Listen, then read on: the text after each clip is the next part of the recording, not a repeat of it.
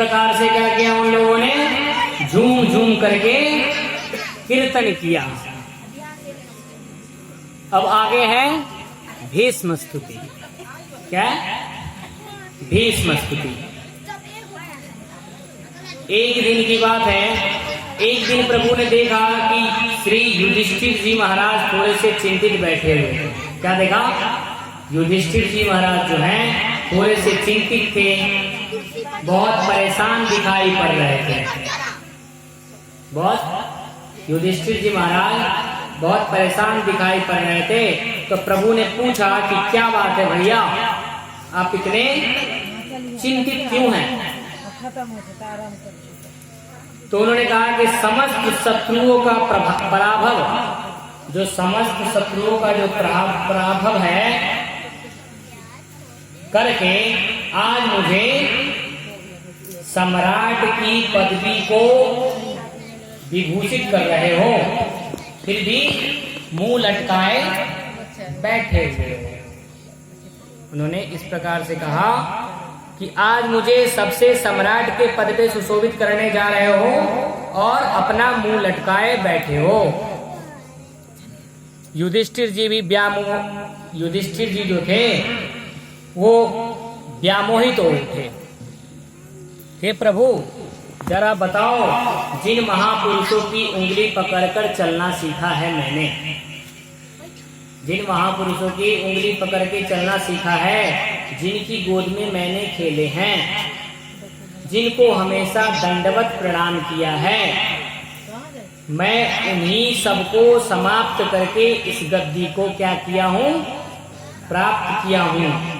हमारे कितने ही स्नेही जन थे, प्रेमी जन थे, उन सबको मार कर उनकी स्त्रियों का सिंदूर हमने क्या किया है, उजाड़ दिया।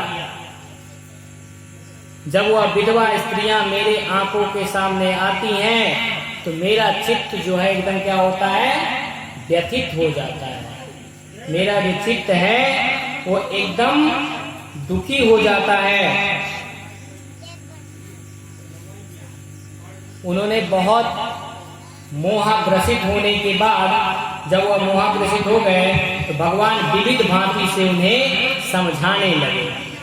उनके मन में मोह आ गया कि ये सब जो मैंने किया है ये सब बहुत गलत कर दिया।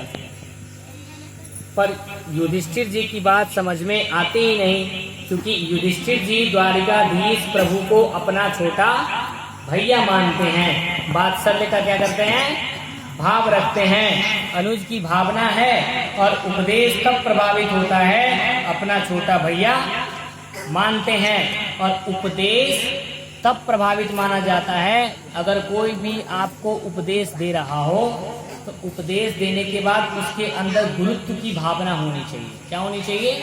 गुरुत्व की भावना होनी चाहिए। जो भी काम आपको वो कहे वो काम आप आसानी से क्या करें, कर लें। अगर यही प्रवचन,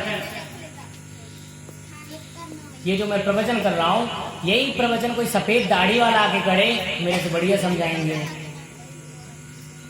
मेरे से परिपक्व होंगे।